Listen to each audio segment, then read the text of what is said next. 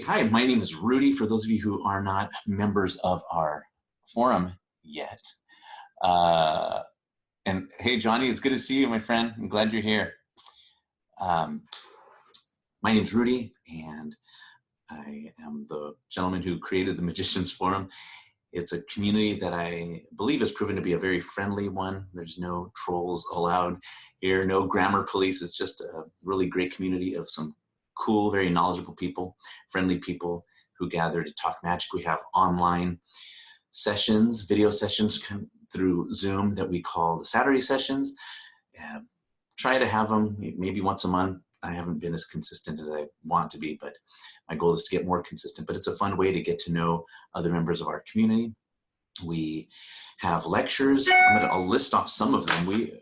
I didn't realize the list was so long, but over the last 3 years that we've been in existence, we've had lectures. Stephen, this is actually, I believe, his 4th lecture that he's done for us. It's going to be a really great lecture. He has some fantastic stuff lined up for us.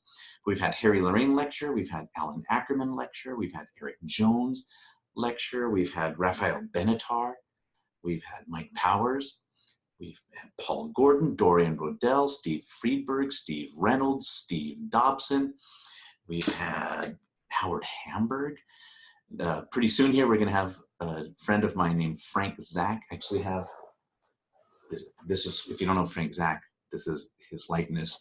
Really great magician that I met over in Las Vegas. He's scheduled. We'll have some more information about when he's going to be lecturing for us. But anyhow, I want to say thank you for joining us, and I really appreciate you supporting our live lectures. We've been doing a live show, me and a buddy of mine named Will Roberts. He is fantastic co-host, but we've been doing what's called the Magicians Forum Live, where we're going to have, hopefully it's going to be a weekly show, where we have guests who will talk to us about what their philosophy is on magic, give us an update on what it is that they're doing, teach a trick. And so this weekend, we just posted what is the 2nd episode of the Magicians Forum Live. And so I'm hoping that you will help support us in this effort. We really want, as best as possible, to get this into a greater audience, but it's going to require you to please help us by subscribing to our YouTube channel, by liking that and sharing it if you can. And so anyhow, you'll have received an email that I just sent out a little bit ago asking you to go in and do that. So please help us make this thing blow up in a good way. All right. Whew. All right, fellas, everyone, thank you so much for your patience. Stephen, thank you for your willingness to do this. I know it's kind of last minute. No, thank you guys. I want to say to everybody that you really helped me out. So you guys really saved my butt. I was able, through the help of magicians, to get a car and find a place to live. And I just want to say thank you to everyone. You're a blessing from God. And that's such great news, Stephen. I know it was pretty rough there for a moment. And I know that. Oh, you have no idea. Yeah, brother. I know it's been rough, but I think that it sounds to me like you're not out of the woods, but man, they sure look a lot better than they were. I'm not going to be living in my car for the foreseeable future. That's what counts. Right. And so, yeah, like you, I want to just thank everyone here for supporting our online lectures, but really helping a brother out here, because this has really allowed him to get a place to rest his head at night. And so it's a win-win. You guys are going to see we're going to get some great magic, and we get to help a brother out at the same time. And so it's a win-win. So thank you, Stephen, for doing this, and thank you all for joining us. I'm going to bring the video to you, and let's spotlight your video. So what have you got lined up for us today? You got some. I can't control. It doesn't look like it's going to let me control zooming, so you probably won't see my face until I stand back there. So what I'm going to do is I'm going to go ahead and start talking about card sleights. Okay, great. Let's go ahead. We'll do some tricks. I've got autofocus on. If I turn it off, it doesn't focus well, so you'll have to bear with me. I'll make sure everybody gets the shot they need. You got it, my friend. All right, let's talk first about the top change. The top change is, in my opinion, one of the most powerful sleights you can do, but it's also one of the sleights that's mostly done incorrectly by people. So I'm going to go through and I'm going to show you in slow motion what it should look like. If you'll notice, I'm not lifting my thumb up. I'm not moving my thumb much. The way this works, for those of you who don't know the top change, is I'm exchanging a card. So if I do it really quickly, I can actually do it in a heartbeat. Here are some tips on the top change that you have to understand. First, when you're holding the deck for the top change, stretch your thumb all the way out, because what you're going to do, what you're going to want to do is you're going to want to push this top card out like that. As I'm pushing, I'm actually pushing it forward and up at an angle in this direction. See, it butts right up against my forefinger, and that helps it from angling out. If I put my forefinger down here and I push out, most probably I'm going to get a crooked card. And what you want to do is you want to start in this position and you want to end up in this position. That way, the audience member will blink. Before they blink, they see this. After they blink, they should see this, but the card would be switched. Is that clear? By the way, I'm reading chat, so if anybody asks a question, Rudy will pop in there, or I'll see it, or something like that. Yes, I'll let you know. The next thing you want to handle is holding this card, the card that you're going to switch out. I'm going to stand up. I'm going to show you exactly how I'm holding it. Now, if I lift my thumb up, my right thumb, you'll see that it's resting against that finger. Forefinger underneath, thumb there. So I'm holding it like this. The reason that I'm holding it against this finger is it helps the card stay in position both this way and that way. What you're going to have to experiment with, and this depends on your hand size, you're going to have to experiment with this angle, how deep to hold the card, and this angle, those two angles. So both, I guess they call them axes. Axes? Axes. Okay? If you hold it too far this way, you'll get too much. See how my forefinger's coming under there? Right. All right. If you hold it too far this way, it won't look well, because you're not going to be able to get the full surface of the card out, and it's harder to exchange. So the depth is really important, because what you want to do is you want to push this card out just enough so that when your forefinger comes under and contacts the card, you can pull it out. Now, this is very hard to do with dry skin. I understand that. Top chain is very hard to do with dry skin. I want you to watch something. When I come under here, if I move my thumb, I can still get the card out just from the friction between my right forefinger and the card. So let's do that again. See, I don't even have to be gripping the card, so you need a very light grip. Eventually, you'll be able to do it something like that. Now, in most tricks in which I do a top change, I engineer the tricks so that I can actually have them right, so I can actually position the cards in the right place, right here. In a few minutes, I'm going to go ahead and tilt the camera up, and I'm going to do it standing so you can see it. And I'll do a trick. I have a friend here, Jeff Pearson, Dr. Jeff Pearson. He's going to play the spectator. So right now, I'm sure somebody has a question, because I don't know if everybody here is familiar with the top change. If you have a question, go ahead and type it in the chat, and I'll take a look. Okay. I'm going to stand And I up. also want to let folks know, those who have their camera and audio, if you want to ask a question, feel free to unmute, and then you can ask directly. So, and then once I hear you speak up, if you say what your name is, then I'll also direct the camera over to you so you can ask. So right now at this point, somebody said, Anthony is saying, I often jam the card into my thumb. I got it. Remedy? Which thumb, Anthony, left or right? That's a good question. We'll see who's talking. Left, his left. Okay. The problem with that is you have to make sure that the surface of this card is completely parallel to the surface of the deck. There. Now, if I jam these two cards together, those cards are touching edge to edge. What I want to do is I want to come together here, and I want to just barely slip under the thumb. So if you start thinking about slipping the card under the thumb, instead of actually switching the cards, it'll do better for you. See, you jam into the thumb because you're too high. It's too high. You have to work on getting both the surface of this card and the surface of the deck parallel. Does that answer your question? Let's see, we'll give him a second here to type. He got it, he said. Thanks. Perfect. Okay.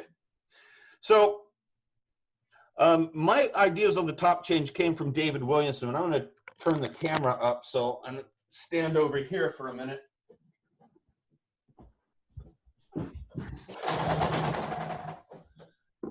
Okay, let me tilt this up a bit. All right, so when I do a top change, my hands are already here. You probably already saw the demo. Now, right now, you probably can't see a lot of the surfaces of the top cards. And that's pretty ideal, because if you were standing that far away and I needed to do a top change, it would look like that. I think that should look pretty good. I can't tell, but if you can get a little bit closer to the camera, that might work just a little. Sure. Take a step. Sure, I can also do this. I can also do it face up. Notice, notice I start here. Okay. And I end there. Andrew has something to say. I've known his voice for 30 years. You called it. That is Andrew. Andrew, do you have your camera on, Andrew? I do, but my comment is on Stephen's video. The sun coming in from the window behind you, I think, is making you look darker. Yeah, there's not a lot I can do about that, but I will come up. I'm sorry I look so dark. I think I just have a dark personality. Here. Yeah, I think it's just if you get a little bit closer right there is probably That's better? Yeah, that's better. That's better. Okay. Andrew. So the next question is, do I move this hand or do I move this hand? And the answer to me is both. I started working on the top change when I saw David Williamson do it in a particular trick. David Williamson would hold his hands together like this, and he would shrug his shoulders. And as he shrugged his shoulders, the card would come together, and then he'd be right back in the position he started from. Right. Now that is a brilliant covering move for the top change. If you hold the card like this, and you're ready for a top change, and notice, I've pretty much got the surfaces of the cards parallel right now as far as depth goes. So in this starting position, if I move this card, it's pretty much parallel. Notice I'm not grabbing it with my thumb. I'm sliding it under, moving the hands slightly apart. If I had to choose a hand to move, it would probably be the left hand. I would probably just come up and grace it like that. Gosh, I hope that looks Hey, okay. Steve or Rudy, I have a quick question, if I may. Okay, Steve, this is Johnny New York. Johnny! We're on, my friend. Stephen, you do this brilliantly, and I've seen. I attended one of your lectures many years ago at John Lucas convention. But I noticed some guys. I'm a little confused because I see some guys do these really dramatic. You don't want to do that, Johnny. Gestures. You seem like you're so minimal with what you're doing. And that's exactly the way it should be. Look, if I go like this, something's happening, right? Yes. If I look like a windmill, people are going to look at me, yeah? Yep. What you want to do is you want to be here, the audience blinks, and then you're out with the card. Get it? So Yep. I'm here, I'm waiting, and when the moment comes, it only takes me a second. If they look up and I do a top change and they look down, they'll see exactly what they saw before they blinked. Does that make that clear? Mm-hmm. Yes. Occasionally, if it fits within the context of the trick, I will move my hand out. Mm-hmm. But it also depends on the context of the trick. For example, I have a trick called the image fades, which is one of my favorites. And in that instance, I'm already here, and the audience reacts, and I grab her hand. I tell her I still need your hand. So in that covering, I do. But I totally distrust the windmill movements that people have to cover a top change. It's not necessary. And it actually, I think, in my personal opinion, defeats the purpose, which is start here. That's it. And you can do it very gently. Somebody's asking if you ever do it Thank you. in the middle position. it from the biddle grip? Do you do, because I think I've seen Danny D'Ortiz does a really, really good top change using it, holding the card biddle grip. What do you think of that? I do not. I literally like the whole surface of the card to be uncovered. I hold it at the bare corner right here. And I want to go over that grip again because it's important. Look, I'm not going to hold the card like this, okay? I'm not going to hold the card like this. My middle finger comes out and squares against the corner so that by putting my thumb down, it's not going to move back. It probably won't move at a big angle, and it really holds the card more secure. Does everybody get that grip? Because that grip is really crucial, in my opinion, to doing a good top change. Well, I'm going to lift my thumb and show you. See my middle finger right there? So I'm going to actually touch my forefinger with the card in between it, and my middle finger is going to be a stabilizing force in the top change. Right. That's good. Now, David has a question. David, you want to go ahead and just unmute your camera? I'm going to spotlight you because you can ask the question rather than me try to read it. And you look really great. You look perfect, man. Yeah. Why don't you go ahead and ask him your question? All right. So the card that starts in the right hand, can you hear me okay? Yes. Okay. So the card starts in your right hand. My question is, how does it end up square on the deck? You said that this thumb shouldn't pull the card in. Let me see. Lift up your left hand. Okay. Leave your forefinger a little bit above the edge of the deck so that when you come in and your left thumb moves in the slightest amount to bring that card back, it butts up against your left forefinger. Okay. Now, does this hand push the card all the way into place? No. Here's I'll do this as slowly as I can. Hang on. There you go. Remember, you're going to see motions now that you wouldn't normally done if I did this at speed. Oh, so it I'm doesn't. just moving my thumb enough, and I'm moving it in this direction. And what it does is it squares the card up because the card goes right against the forefinger and the heel of the left thumb. Right. So there's a little bit of motion with the left thumb to pull it back, but it's pretty There minimal. is a little bit of motion, and what you'll find out is, depending on your hand size, that could be, you could get a knuckle pop, which is the next thing you want to try and avoid. Now, what I call a knuckle pop is this. If I stretch my thumb all the way across and I pull the card back, my knuckle pops. See? Okay? If you have large hands, you may not be able to help that. But what you do is, as soon as you get the knuckle pop in the card, relax your thumb and spread it back over the card without pushing the card out. Gotcha. So that's like an additional little mini step you're going to have to take if you have really large hands. The other tip that I have is, what you want to do is you don't want to start with your thumb out here. You want to stretch your thumb out so it's as straight as possible. And then when you exchange the cards, just move your thumb back a little bit. That's good. I've never heard that tip. So it can't, your thumb can't start completely stretched out because then it can't push. You are correct. You have to have just enough room to push the card off. So it's not hyperextended. It's not hyperextended. See, if I hyperextend, I can't really push a card off. But I've got the card relaxed. I guess you could say I put my thumb tip right on the angel. Yeah, that's good. What are the questions on the top change? Later, I'm going to do a trick that most of you guys have seen me do, but I'm going to do it because it demonstrates the top change. Yeah. Well, Tony Bianco's asking, do you do any of these body turns or anything? Should you turn your body at all when doing the move, or I see you just doing it straight on. No windmills. No windmills and no turning even the body. Look, what you want to do is you want to actually minimize motion, in my opinion. Okay? People who think that you need large covering motions for the top change, I believe, are a bit misguided. You don't. What you have to do is you have to start ahead. In other words, I'm not going to do this and then go into a top change. As I talk, I'm going to be in position for the top change right now. Then I'm one ahead. Then I don't need to bring my hands together, swing around, or anything like that. There were some early books I'm not sure which ones, but there were some early books that actually taught big motions to cover the top change. People would come in and do a top change and they'd point, or people would come in and do a top change and they'd move this hand away. Remember, start here, end here.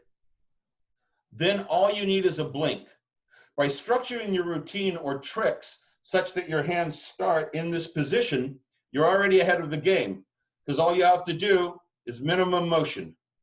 So I always engineer a trick that I'm going to do the top change in so that my hands at the right moment will be in this position already. Remember, start, finish. Mm-hmm. If you don't keep the cards parallel, this is what you'll get. See that flick? Yeah. The way to avoid that is to keep the cards parallel until your hands are completely apart. If I do this, and then I move my right hand up or down, or my left hand up or down, you'll get a flicker.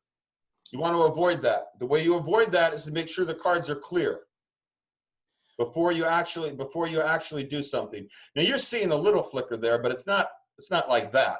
Right. You just move your hand a little bit up or down, you'll get that flicker. You want to make sure the cards are exchanged before you move either hand up or down. Great. Now we have two questions that might actually be related. So Tony is saying, what if they're burning your hands? But Andrew Levisi is saying, what are your favorite ways to create that moment when they blink? So if somebody's burning your hands, maybe then you're trying to create this moment for them to not. All right, there's two things. Some people will say you wait for the moment, but what I do is I like to think ahead. I like to think, what happens if they're burning my hands? What would I do? So I'm already going into it, and I've already in my head come up with that scenario and what I would do. If you wait for a moment and they're burning your hands, they may not. You may have to do something desperate. You may have to do another trick or something like that. But usually it only takes a second. Let me do this face up. Usually all I need is a second. There you go. Mm-hmm. Okay? If they're burning my hands here, call them, you can resort to the old trick of calling them by their names or asking them a question. Remember, because you're starting in this position already, you only need a second. That's good. Shrug your shoulders. The David Williamson trick. Shrug your shoulders. All you need is 1 second if you do this right. Excellent. And to get away with the top change, you've got to structure your trick around the top change. You have to. You can't just throw in a top change somewhere. The routine has to be structured so that your hands are in the right position at the right moment. Really good. Is that clear to everyone? It's very clear. And if anybody wants a great example of the top change in motion, and actually, as Stephen's saying, choreographing your trick around the move, Michael Vincent has a lecture on Real Magic. If you don't subscribe to the magazine, it's $5 and you have all these lectures and it's fantastic. But he has a routine. It's a card and box routine where he does that. And you can see every action is motivated, and the cup that he has there covering the little. Now it's interesting that you mentioned that, Mr. Rudy, because I worked with that routine with Michael. Really? Yes. Michael and I have different ideas on the top change, but his ideas on the top change are very, very effective. In fact, the convention that Johnny New York mentioned, Michael Vincent and I actually did a workshop on the top change there, because our ideas are totally different, but the end results are the same. Yeah. Wow. Well, so that's a great routine. We talked about that routine a lot before he put it out. He's a great guy and an absolute master of sleight of hand. I've seen few people better than him. Yeah, he is phenomenal, man. He's a very sweet guy. So that makes it. All right. Hang on. I got a message here on the top change. Let's see. Bill says he's been using larger motions and it makes it harder for the cards in the same position. Bill is correct. Let's see. David says, someone taught me to do the top change, exchanging the cards with an Elmsley card motion to exchange the cards, which is very minimal. In playing around with this now, your handling and the pinch exchange works great for me. All right, Daniel, listen. Here's something really important. I'm not pinching. That's something I should mention. If I come in here and I pinch like that, that's bad. What I want to do is I want to come in and watch my right hand now. No pinching. The card is withdrawn simply from contact of my forefinger. That's why I showed you this. It's okay. He'll come back. Pinch like this.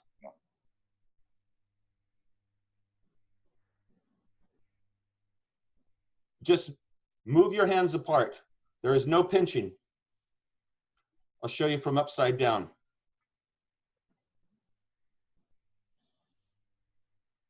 That's good. No pinching motion. Don't make a pinching motion.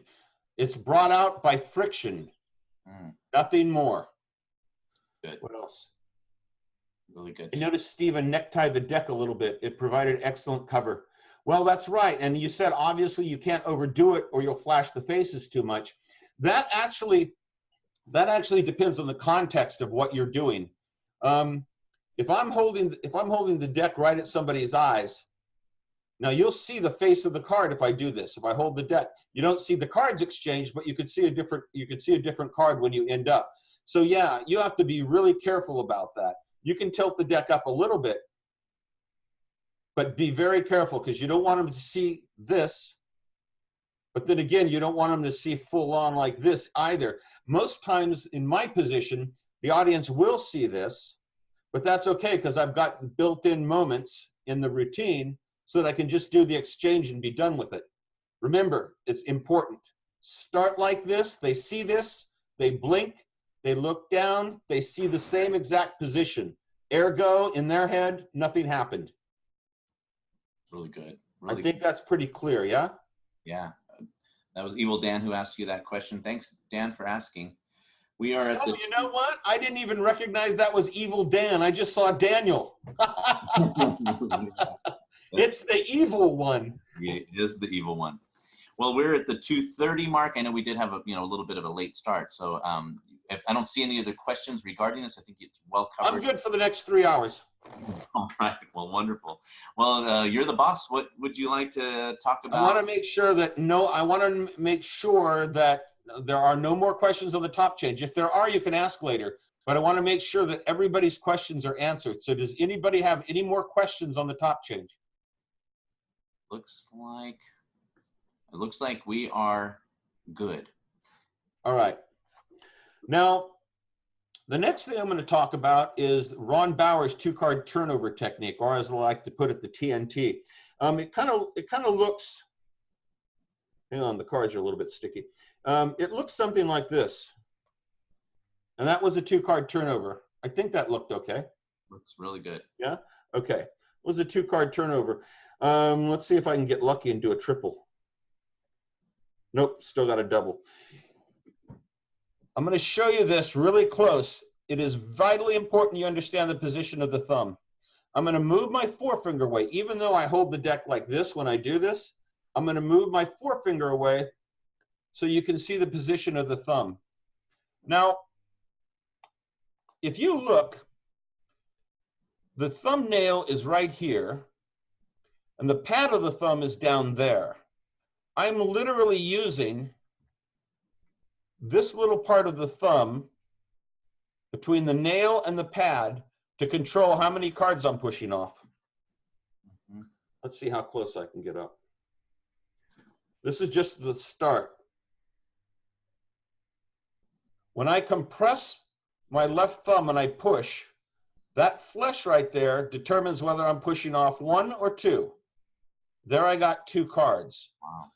The thumb is not on the surface of the card here, pushing off. That little part of my thumb is what is going to touch the outer edge of the deck here and determine if I'm pushing off 1, 2, or 3. Friggin' A. That's great. Let's see if I can do this so that it looks good. Now, when Bauer does this, both his hands come up. Both his hands come up together, so it looks pretty casual. But, excuse me, I want to keep my hands still right now until you get the idea. Notice the position of the hands. These fingers here are going to help make sure that only 2 cards are pushed off. The forefinger here is important is important too. As I push off 2 cards, I'm going to push them off like this. Now, don't worry if they're not aligned. Look, there's 3 cards, right? And they're not aligned. But as my hands come up, I'm going to hit that with my forefinger. What that does is it automatically hits that edge against my middle finger. 3 points. I've got base of the thumb, I've got here, and I've got here. And what that does is it automatically aligns the cards as your right hand grabs them. So, my gosh. Now Ron has several different returns. Usually what he does is when he has 2 cards on the deck, once he does the turnover, he'll actually keep a break under the cards. Sometimes he'll do this. Sometimes he'll do like a paintbrush motion to turn them back over, so it would look like that, except probably better. He'd do this. But most often, he goes by the side. And when I keep a break on these, hang on one second. I'm sorry, the neighbor's dog hates card tricks. Okay. When I have a break here, I can just run my fingers up and flip the card face down. So let's go over that again. First, the position. My hands are here. And now what I'm going to do is I'm going to go on the edge of the cards and push here. That's a triple. Now I can go 2 ways. I can turn the card back over as we discussed, or since I have a break, I can literally push the card off again over here. You're out of frame. Card face down. Pardon me? You're moving a little bit out of frame there, Stephen. There you go. All right, I'll try again. There you go.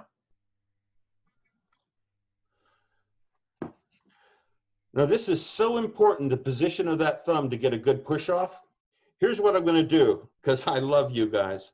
I'm going to take this magic marker, and I'm going to actually put my thumb in the right position, like this, and then I'm going to color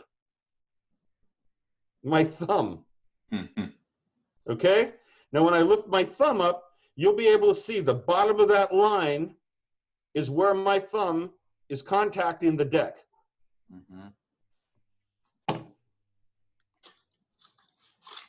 It's okay, I have bleach.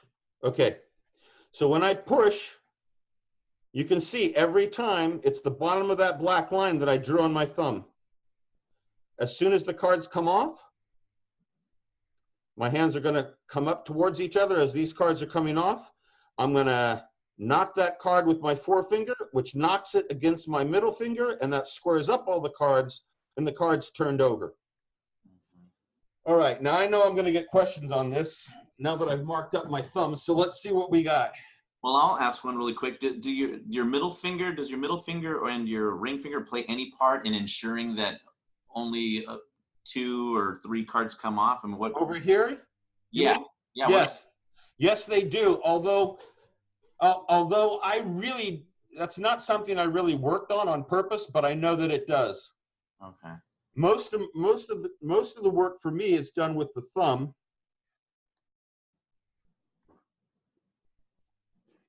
There, that was a double. That looks really nice. That's a triple. Looks really good. Well, Luis Espino is saying for this move, you need to develop a feel to know how many cards one is pushing, either 1, 2, or 3. So over time, you'll be able to feel just. That's correct, and that's correct. And basically, all the skin or all the flesh that is under that black mark right there determines. You can put more pressure on it and knock out 3, or you can put less and knock out 2. Once you get, I would suggest that you start just trying to knock out 2. Once you get the feeling of knocking out 2, knocking out 3 is much easier to tell simply because you know what 2 feels like, and it'll be a thicker card. What's important here, though, is that you remember, as this is done, I'm not going to start here. I'm going to start a little bit apart, and I'm going to come up, both hands, and flip the card over and follow it down. Gotcha. So I'm not going to push off and then grab. It's going to happen like that. Mm-hmm. Anthony's saying that he's got extremely thin fingers. And oh, tell the truth. He said thin-assed hands. Welcome. Yeah, he did. All right. So, do you see that? So if he uses more of his thumb, is that going to pose a problem? Or Well, if you have no flesh between the nail and the pad of your thumb, that might present a problem, but I imagine you can get around that. yeah, I'd like to see your thumbs on camera, Anthony. It's like, how thin are they, bro? That's a funny problem. There you go. Look at there's Anthony. Yeah. Let's see thin faced hand. Can you hear me okay? Yeah. I can hear you good. Your camera's gonna be. It's a little bit jumpy, so you'll have to move kind of slow for us. But we got you. Okay. Right now, your thumb is in the wrong position. Look. Right. But my problem is trying to get it up there where you have yours. I have to completely adjust my grip. Oh, so like you have short thumbs? Well, they're actually very long, but I guess I'm not. Let me try this. Oh man, you're screwed. There you go. I end up with that. Do it again, but hold your hands a little higher so I can see it. There you go. A little bit higher, right there. There. Oh. All right. What I see here, is that you're using the pad of your thumb, not the edge of your thumb. Right. Why is that? Tell me why that is, and I can help you. I feel like it's because that's the way my hands are constructed. I can't get it up there and across the way you do from a regular mechanic's grip. I can only get it up there. Oh, yeah. Like so. Okay. Now, I will tell you that I'm holding the deck here, and it's a little bit, I hold the deck a little bit deeper this way than I do from a regular mechanic's grip. I can deal and everything, but if you'll notice, I'm holding the deck in such a way that my thumb can almost touch my forefinger. Okay, I see that now. I got you. Okay, thanks. Does that help you? Yes, it does. Thank you. All right. Now, let's see. All right, good luck with your thin-assed hands. Let's see. Does using a new deck make it easier? It can, but not always. I think it's dependent on the condition of the deck and how well practiced you are. I can do it using pretty much a deck that I've broken in or a new deck, but what's really hard for me is if somebody hands, for some reason, if somebody hands me their deck, it's a little bit difficult for me to do. I don't know why that is, but I think it's because in handling a deck, the deck actually kind of conforms to your hand and you get used to knowing what's 2 cards and what's 1 card. If you're a card handler and you're using a deck for a couple hours, you can pretty much gauge the difference between 1 card or 2 cards. Right. And this is not the only double lift or triple lift I do. For many, many years, I use something I thought I read in Harry Lorraine's book, and that is I simply come back and lift up. I'll instead of lifting up though, which is I think that's what Harry taught, I kind of tilt the deck down so the cards riffle off my back thumb. So, and to tell the truth, Ron Bauer doesn't always use this either. He has all kinds of ways of doing doubles, but it's really, really a good technique. And for me, it was really, really fun to master. Does your thumb actually contact the second card, or is the friction of the top card dragging? What happened? Well, let me see what happened here. You are viewing Tom Cracker's screen, so I will exit. All I got is a frozen video. No, it was a picture that I just took. All right, what I'm noticing there is the pad of your thumb is actually contacting the card. You want the edge of your thumb. The edge of your thumb, right here. That's why I made that black mark. Look, see the black mark on my thumb? Yeah, I saw the black mark. All right, at the bottom of that line, that's where I'm heading the edge of the deck. Let's see how close I can get.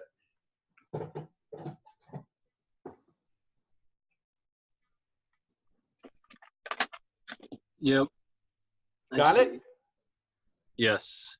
Okay, not here with the pad of my thumb, not here with the pad of my thumb, but with the edge of my thumb. Yeah, okay, I got that. Does that help you? Yes. Good. Okay. Good question, Tom. Thank you. Wayne Talent. Wayne says, does your thumb actually contact the second card? No, it actually contacts the edge of the cards. So no, it doesn't, because by the time I do a push off here, the cards are pretty much aligned.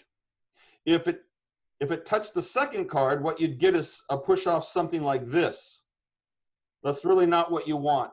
You want to contact the edges of the cards. That's why it takes, that's what really takes a lot of work in this technique to learn. So you want to contact the edge of the cards. As much as I want to emphasize, I'm keeping my hands in frame, right? So I'm not moving my hands as they should be mentioned. When you're doing this, actually your hands come up towards each other. Remember, that's what makes it look casual. That was not a good one, but I'm trying to keep my hands in frame. So your hands are going to come together as the card's pushing off, hit the corner, and let it fall down. Follow it with your forefinger, but don't grip it tightly. See if I can get in frame. Man, doing this on camera and making sure you're in frame is a little bit different, huh?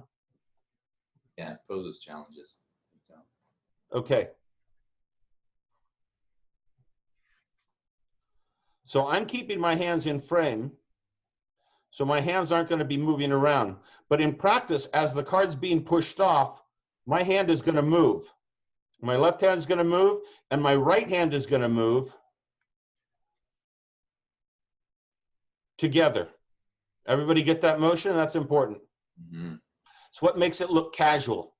And when you're turning this over, when you're in this position and you're turning it over, remember, 3 points align. 1, 2, 3. Tapping that with your forefinger as you come up is what's going to align the cards, and then you just follow it down like that. Excellent. Craig Allen has a question. He's is the bottom left corner in contact with the deck to help to keep the cards from separating? The bottom left corner, that would be here, right? Is that what you're talking about, Craig? And if you want, bro, you can put your camera on if you care to, and to clarify. There's Craig. I'm going to put Craig on the screen real quick, and he can tell you. Okay. Yeah, so I'm referring to, I'm on a laptop here, so I got to turn this down. I'm referring to this corner here. So when you are pushing it off, to keep them from separating like this, is it riding on the deck a little bit? I see what you're asking. Actually, when I kick the card with my forefinger here, right, it's actually making contact with the heel of my hand right here. Mm. So literally, if I lift it up, I'd have this. See that? Yeah. Then what happens is my right thumb kind of slides up a little bit, but not much. I don't want to put too much pressure on the cards. My thumb comes up and meets my forefinger. And then what happens is I've literally got this double held like this. Forefinger here, middle finger here, and thumb on top. So I can literally, as I come up and turn it over, I'm running the cards through between my left thumb and my middle finger so that they square up, and then I'm here. And that's another important point. Thank you for asking. Mm-hmm. You'll notice I've been holding the deck kind of like a diagonal. Right. Here's a diagonal, and then tilt it down a little bit, because when you let go, it'll again hit between the forefinger and middle finger, and that literally lines the cards up if there's a slight misalignment. Go through that again. I forgot that point. So when you turn the cards over, notice I can let the card fall, and because of the angle, downward angle here, the corners of the cards hit my forefinger and middle finger, and it lines up the cards. That's an important point I forgot. Sorry. That's a good point. Thank you for asking that, Craig. That was a major thing. That was my fault. That was a major thing I forgot. See how casual it looks when the cards line up by falling? Mm-hmm. Excellent. Do it again. See, they just kind of line up because they fall. Good. Other questions? I want to make sure I cover this. And by the way, you'll not only, the people who pay for this lecture, Rudy, they'll have these tips, but I go into real depth on these, on the videos that Andrew Lovisi sells. I'm plugging them because Andrew is a friend. I don't make money from them, but I will tell you that I go into excruciating detail on those videos. Not only on that move, but several others. Andrew, can you tell us where to go to get those videos? You want to go to practicenotIncluded.com. There are 2 sets of lecture notes and 3 DVDs available. And because Amazon is doing something screwy right now, the DVD with the card slides is actually like half price. I'm trying to get them to fix that, but I thought you fixed it already, man. I've sent them 2 messages. So, if you jump on it now, you can get it half price until I get them to fix the price. It's supposed to be $35 and it's like 16 right now. And oh, Andrew, I'm so sorry, man. I shouldn't have plugged it. They can't, I don't know. It's like I've had them tell me twice, we're going to fix that for you. I have no idea why that is, but knock yourself Oh, out. man. So will they be direct? So if we go to Practice Not Included, will it direct you to the Amazon page then? Yes. Oh. Practice Not Included lists the 5 products and has links into Andrew, Amazon. I apologize. I didn't know I was going to cost you money. I thought I would be making you money. It's fine. It's fine. Great. So Johnny, did you have a question? Johnny? I do. I don't want to hog the video here. No, my You're friend. fine, man. Okay. I'm here to teach. Does it bother you when, like I do it and I get like a 3rd card a little bit here? I can't do a close-up today, but so I use your little scissor grip, to turn it over. But you see, sometimes I get this 3rd card. Yeah, that doesn't bother me a whole lot, but with practice, you'll be able to beat that. What's happening there is you're putting a little too much pressure on the cards. Got it. See, now I've got 3 cards here, and as I come up, my forefinger touches it, turns it over. Right, but I'm referring to when I want to get Right, a I double. understand what you mean is this.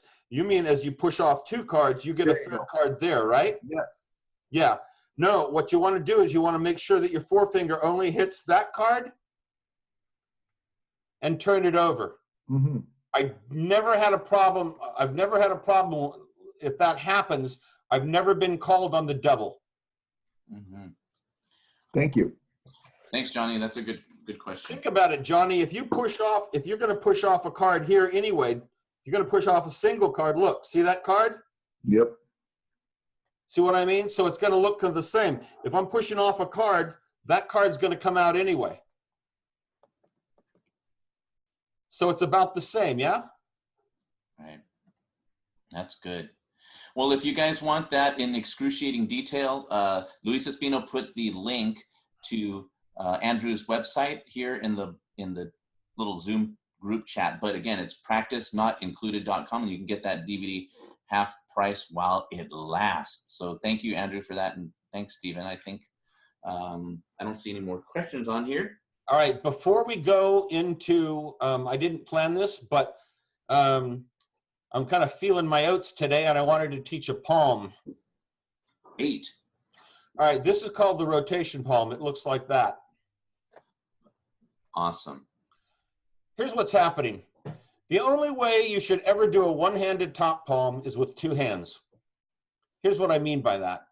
In a one-handed top palm, I have to put my pinky here, and I have to bend my fingers in a certain way. See that? Mm-hmm. That seems totally unnatural to me. There. Now I did a one-hand top palm, and you can see my fingers curve around, right? Right. All right. However, if I hold the deck like this and turn my hand and rotate my hand a little bit, my fingers do that automatically. See? Mm-hmm. So what I'm doing is I'm putting my pinky in position. I'm pointing the deck right at their eyes, and as I lift up the deck, the card literally flips into palming position, and then I rotate it and come out. Awesome. So as long as the deck is pointed at their eyes, it's pretty much a excellent way to palm a card. Now I'm holding my hands in frame, so I can't really tilt them up like that, so you might be seeing a flash, but that's what it looks like. Do it again. That is my all-time favorite top palm, and I do the Bauer riffle action palm. But that's my go-to top palm. That looks really, really good. Do you want to break it down at all? Or I don't. And Tony just said I can't see anything, which is exactly true. When you showed it to me, you just can't see anything. Here, I'll tell you what I'll do. I'm going to do it upside down so you would be like looking at my hands, right? So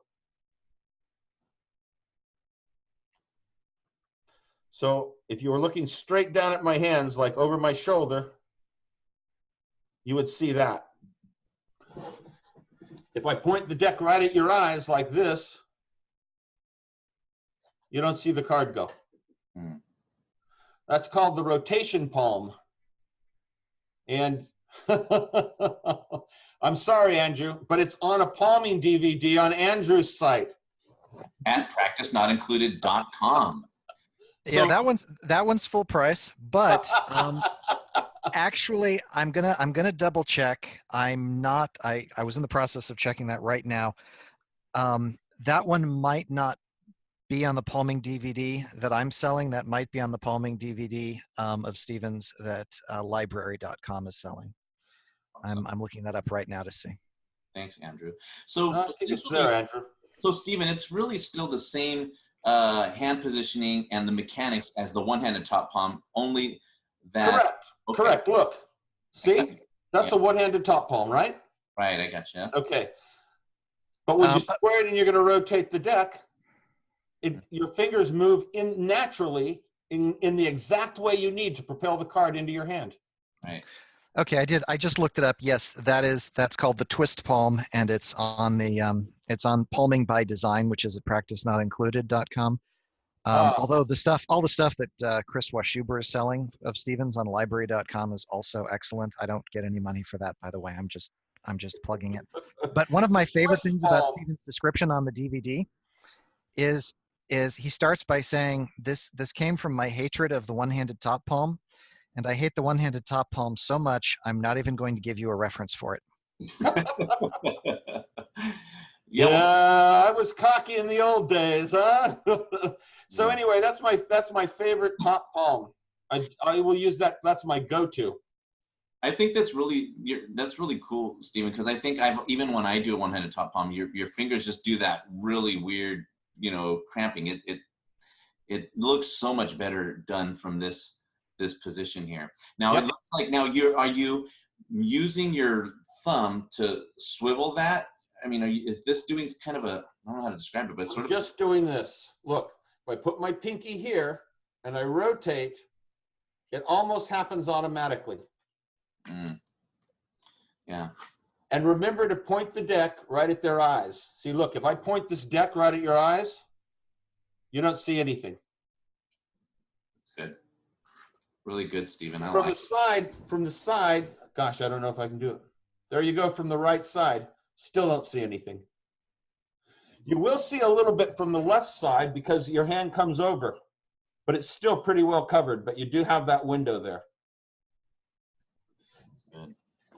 So that's my favorite top palm. And what is it called? What did you call it again? See, the thing is, Andrew keeps me straight. I invent this stuff and I change the names a lot, but Andrew keeps me all straight. He said it's called the twist palm. Oh, twist palm, okay. There's a DVD I did on palming that has a bunch of highly unusual palms. I think people will enjoy it. It has some standard palms, but like I said, that's my favorite top palm of all time. I use that all the time. You'll see me use it in a trick I'm going to do pretty soon. Great. Thanks, Stephen. I like it. All right.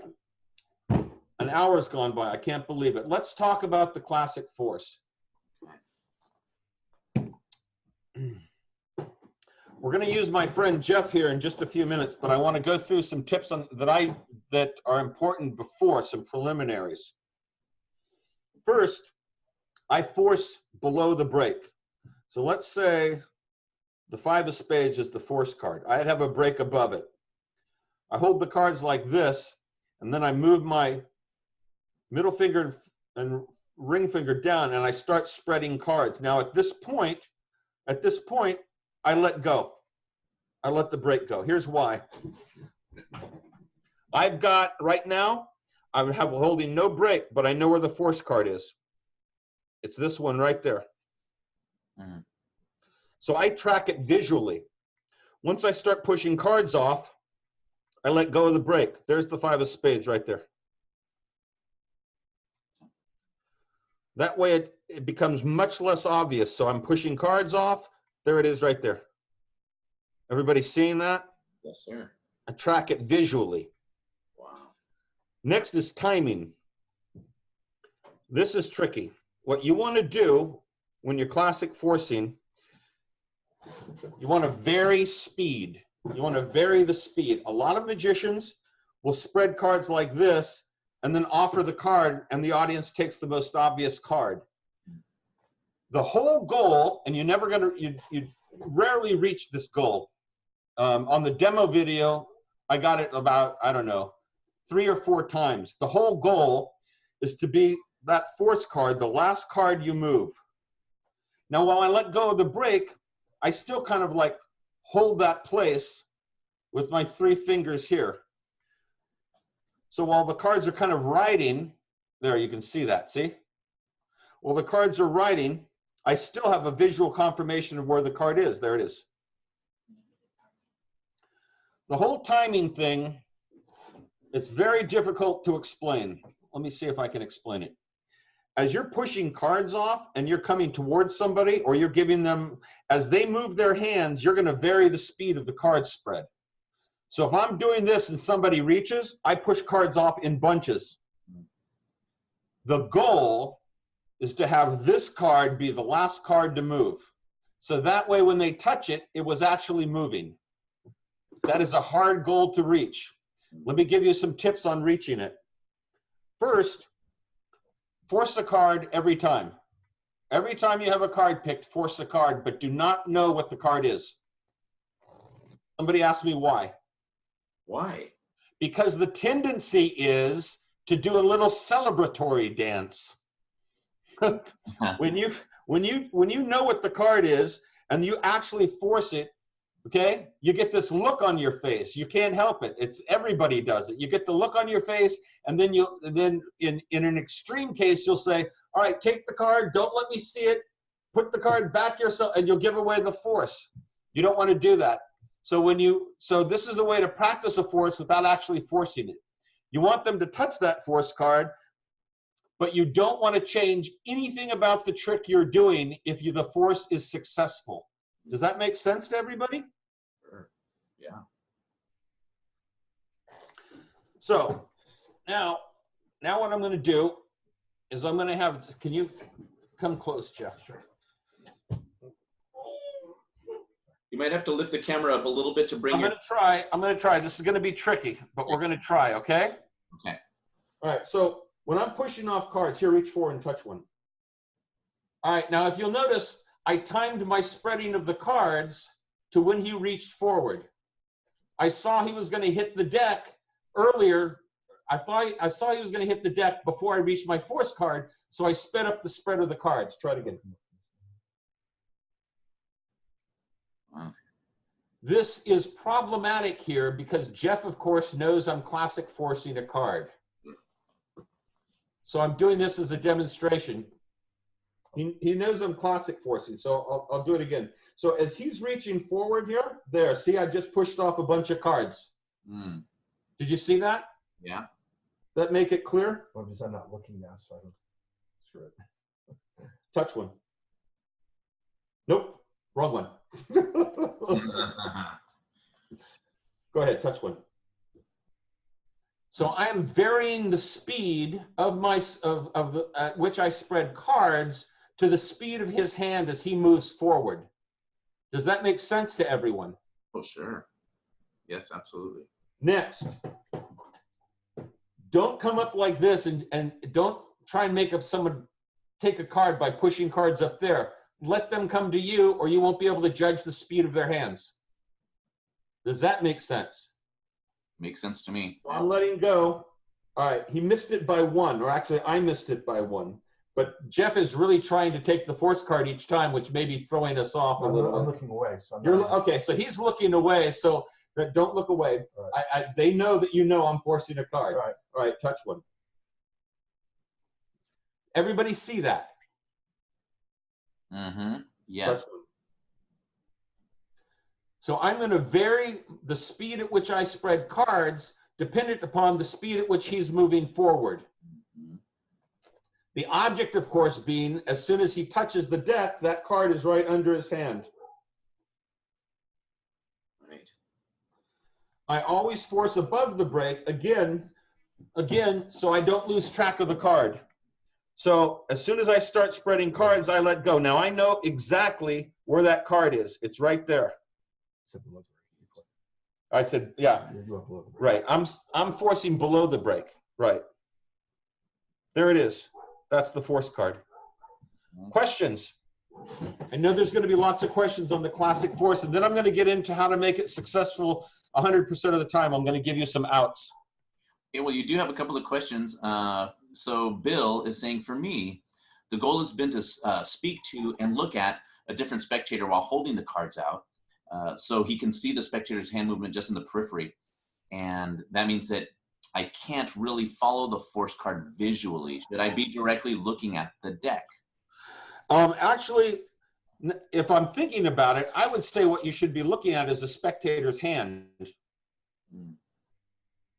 When I say let go of the break, I don't mean there's no separation. What I mean, see, look, if I drop all these cards, I would know the force cards here because I'm basically holding a block of cards here.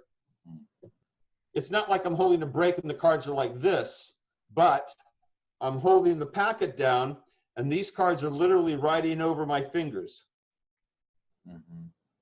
Does that make sense, Bill? We'll see if he answers here. You do have, you actually have a few questions. Ferry is saying, so part of the technique is apparently that you stop spreading the cards the moment the participant's hand reaches the fan. Actually, what you want to do is, ideally, and you don't reach, you're never going to reach this ideal all the times.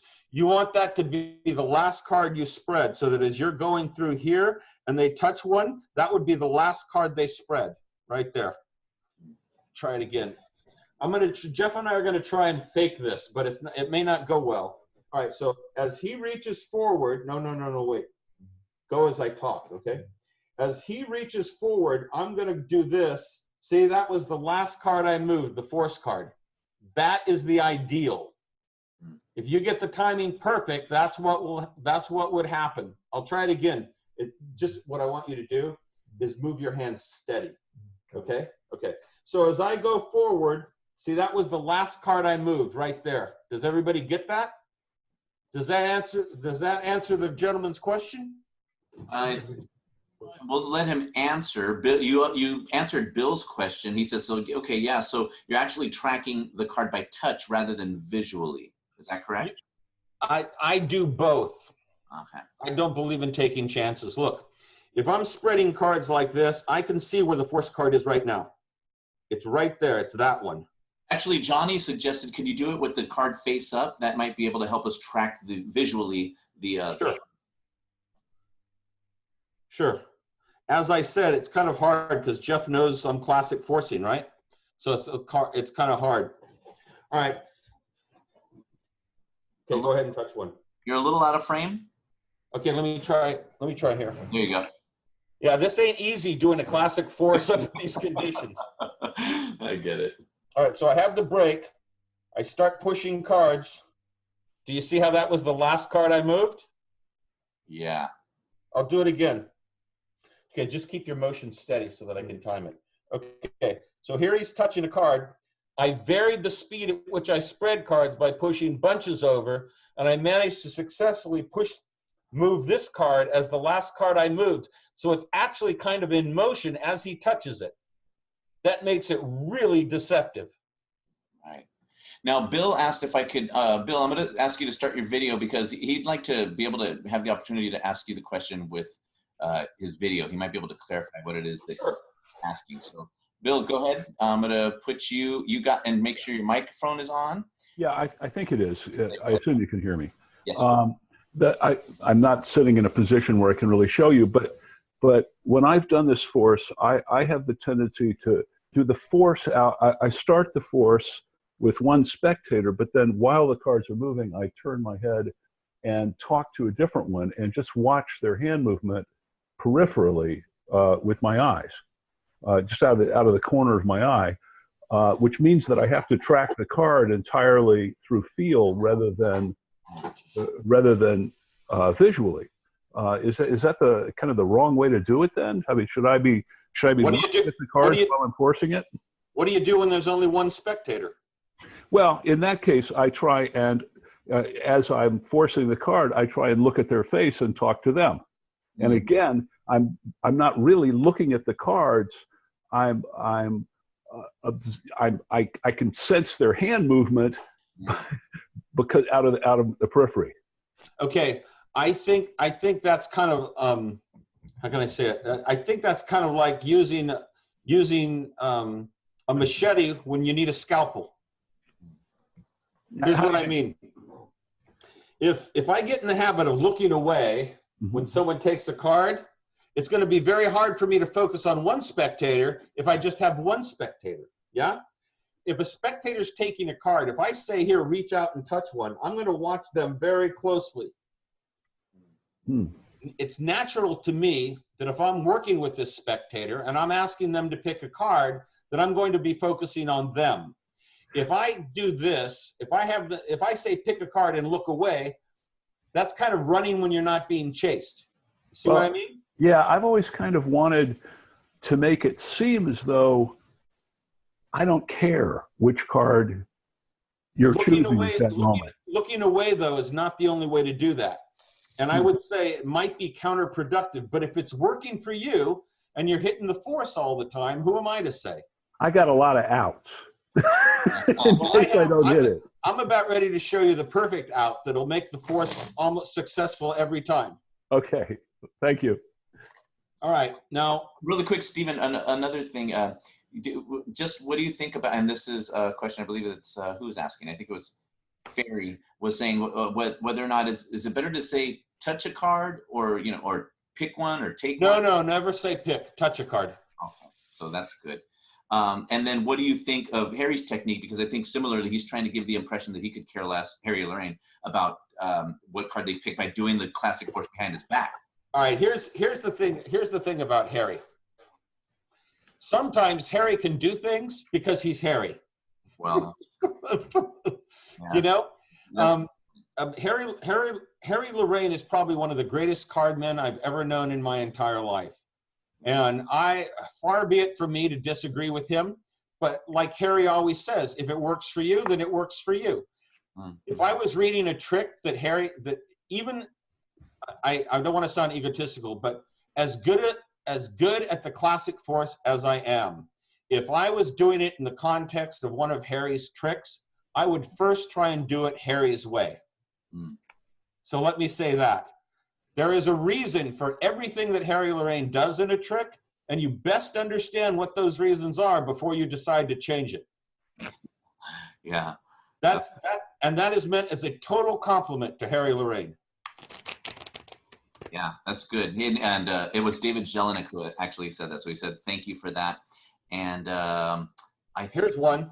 It says, usually once they start reaching to touch the card, they go at the same rate, so you can learn, to adjust the spread by studying how fast they're reaching. That's exactly it. That's true. Okay. Yes, it's better to say touch a card. I don't even say touch one. I say touch a card.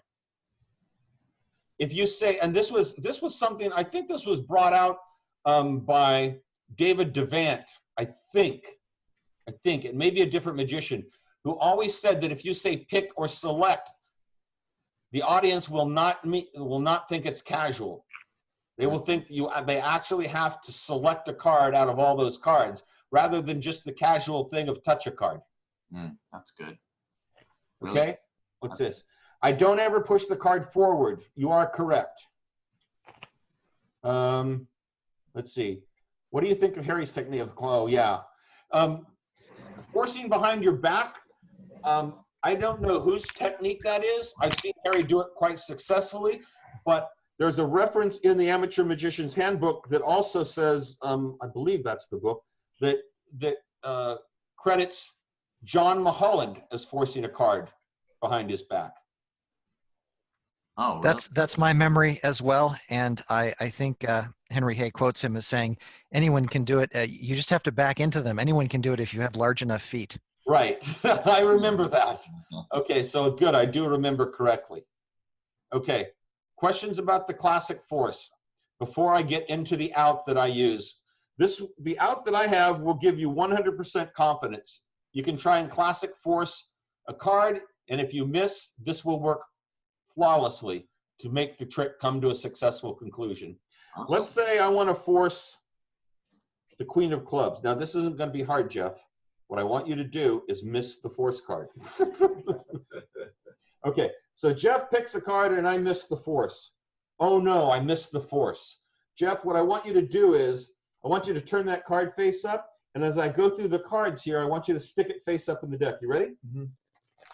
All right, now, that 8 of diamonds actually was stuck next to a card. So I'm going to take the 8 of diamonds away and show you that card, and that's the force card. What I'm using is the Stanley Collins force, which requires an audience member to put a card in the center of the deck.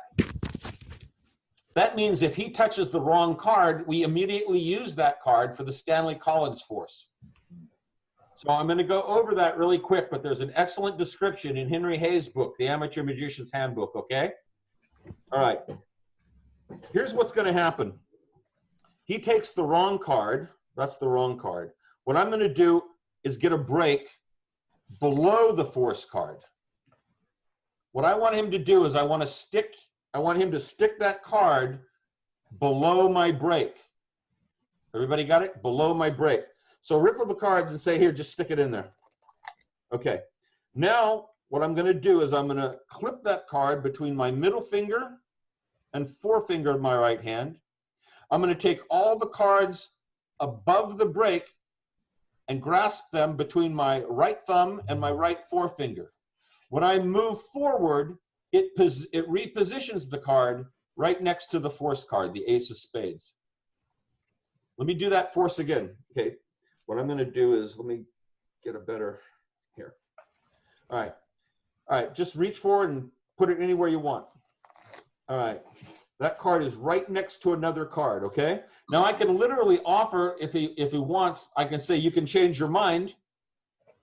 He can change his mind and stick it somewhere else. If he wants to do that, all I have to do is lift up on the card as I'm withdrawing it, so it lifts all those cards up and I get the break below the card again. That's awesome. Okay? This is, and the other thing you can do is, if there were several spectators and Jeff picked the wrong card, I would say that's great. Now, Jeff, hand that card to Judy, who is going to stick it somewhere in a random place in the deck. So since they already have a card in their hand and it's the wrong card, you can thereby bring the force to a successful conclusion by using that card. Great. Does that make sense to everybody? Yeah, man, that's awesome. I like that. So that means that no matter what, if they pick the wrong card, you don't have to change tricks. Wow. It's called the Stanley Collins force, huh? Yes, it's in the Amateur Magician's Handbook.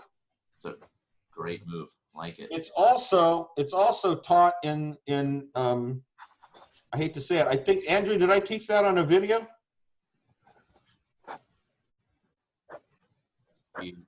I don't recall. I'll check. Okay.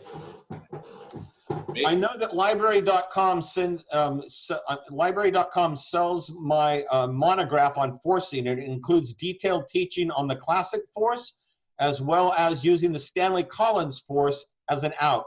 I think it's called 100% forcing. I'm not sure.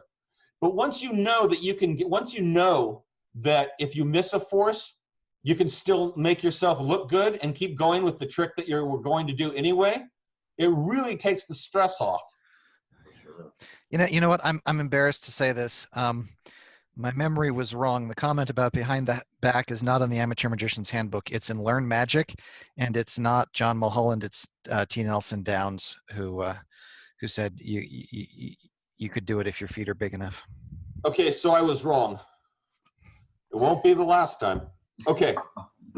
Wow. Now, does everybody get the Stanley Collins force, the basic thing? Should I go in? That move, by the way, has a ton of useful applications.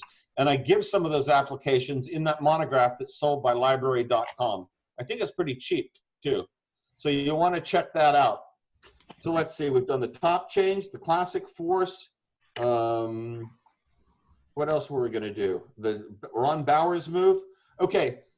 And we've done the palm. So that should be enough moves. Let's do some tricks now, shall we? Yay! That's what people are thinking. All right. That's good. Some thinking that's good.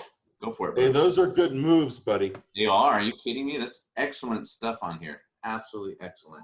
Just at this point, I wish to make it clear that everybody here has gotten their money's worth. That palm alone was worth $7, my friends. That's good, man. I'm looking forward.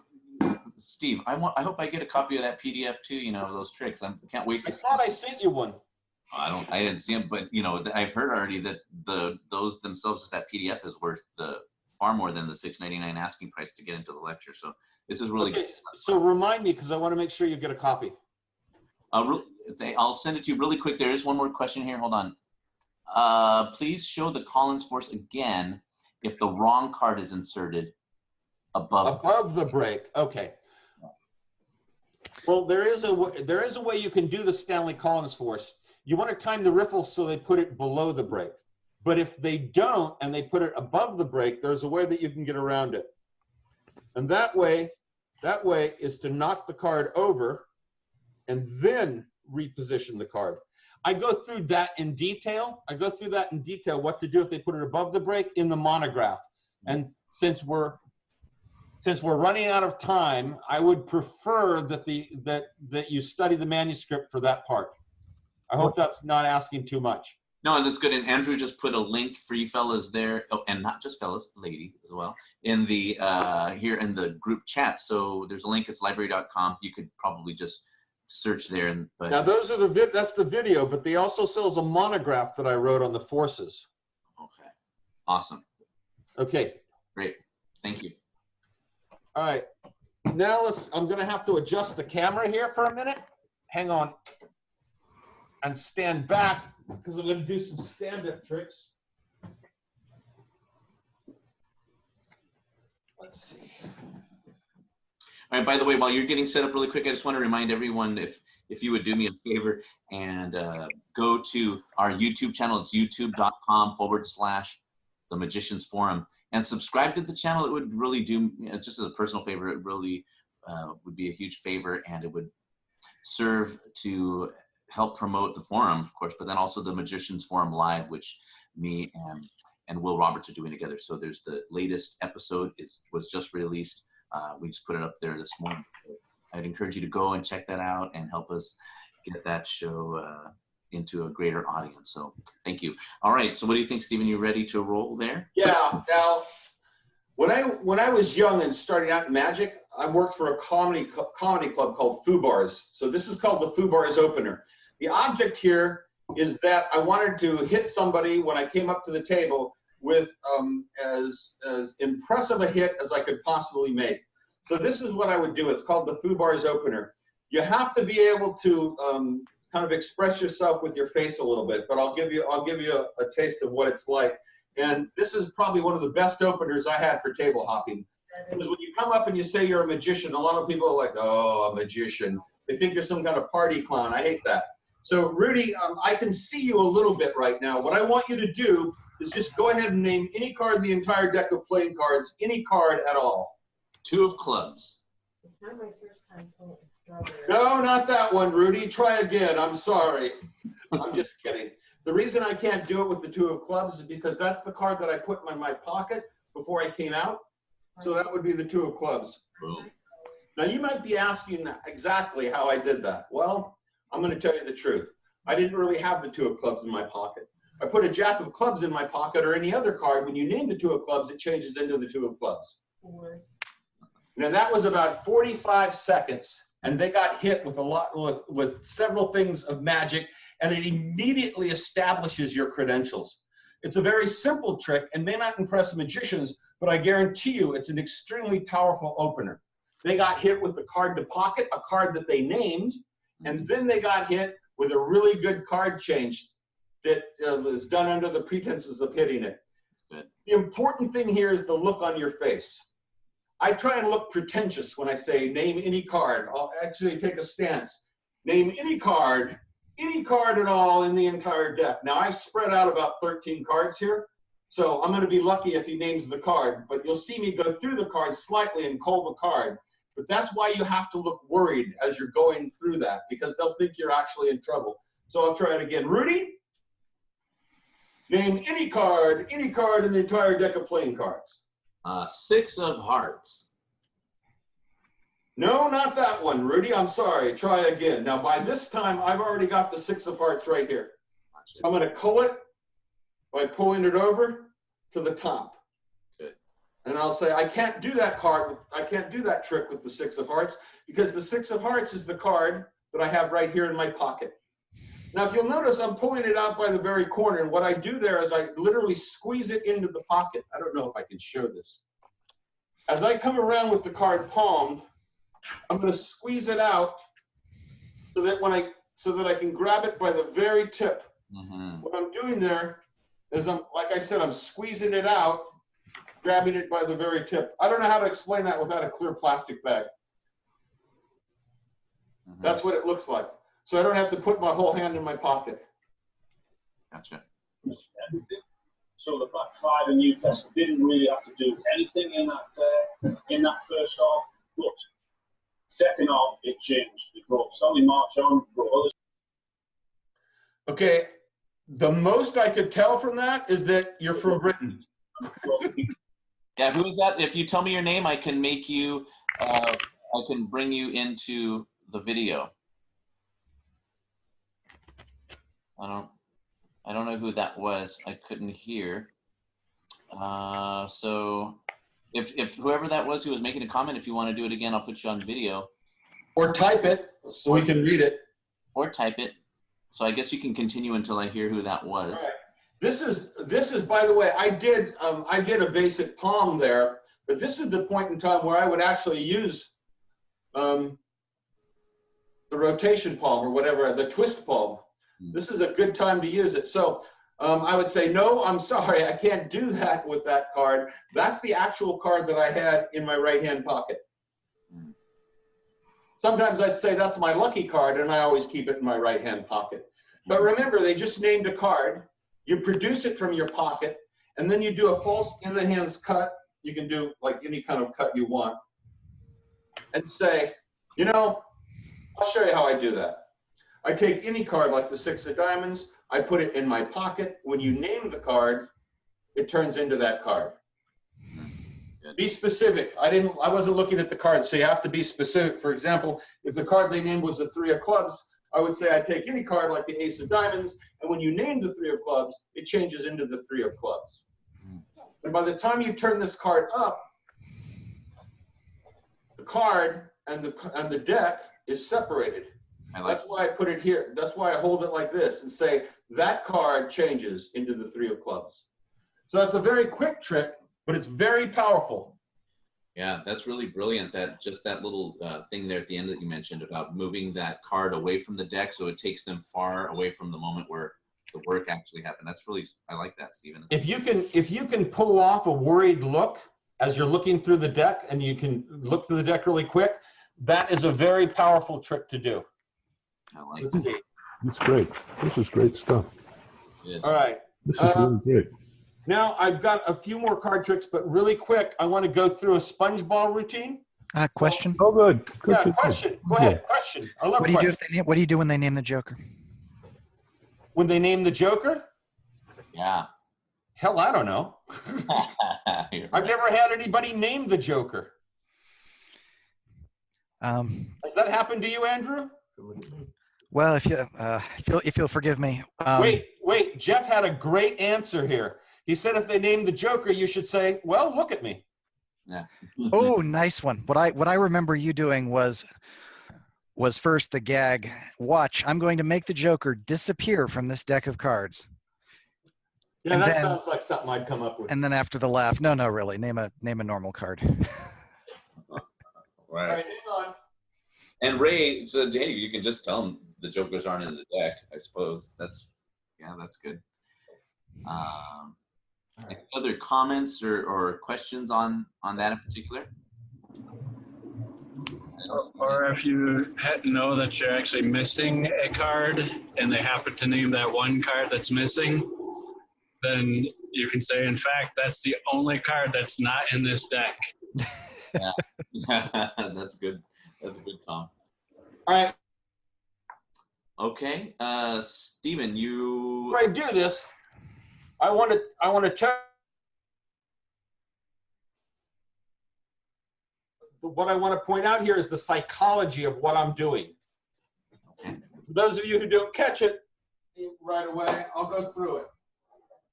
All right, Mr. Spectator. Here's what we're going to do.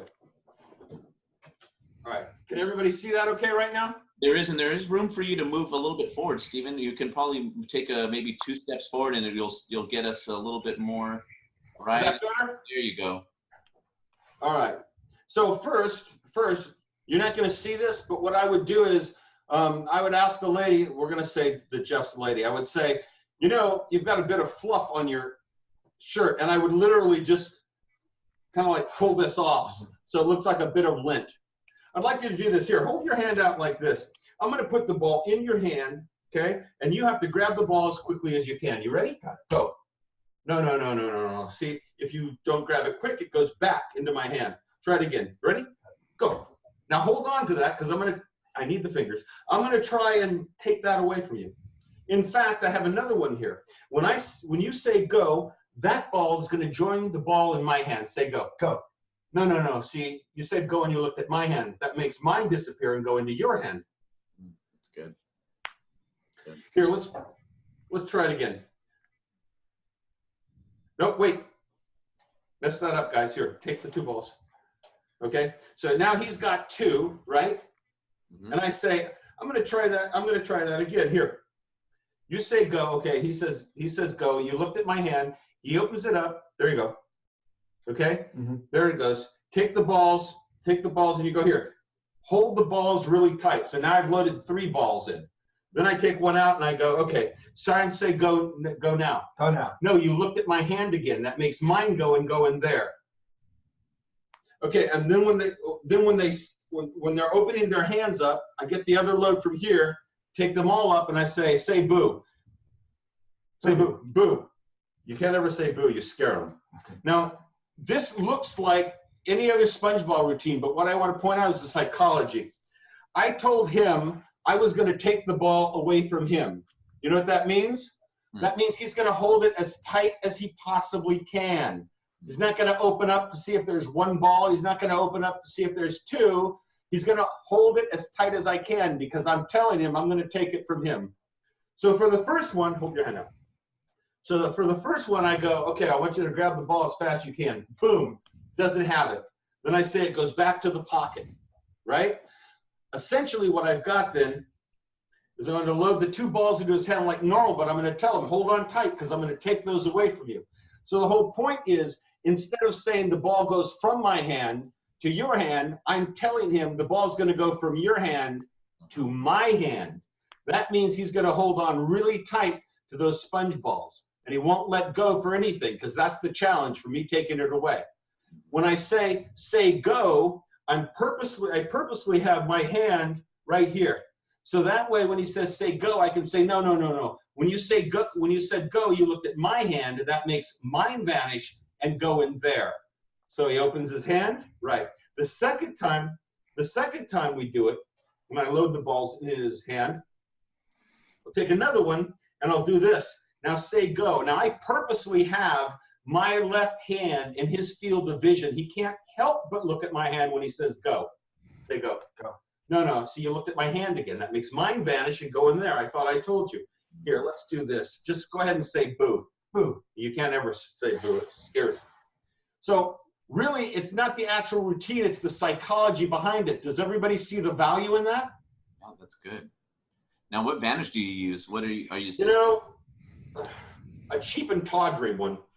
I just kind of like I take the ball like this and kind of twist it. The best sponge ball vanish I ever saw was done by Frank Garcia. So and he did it, I think it was on an old Tannen's tape, I'm not sure. But I basically just take it and kind of like twist it up and do that. That's basically what I do. But it's the psychology I wanted you guys to see. Does everybody understand the difference in psychology? I do. I've been doing a SpongeBob routine, the same one, for 15 years. So I like that. I don't know.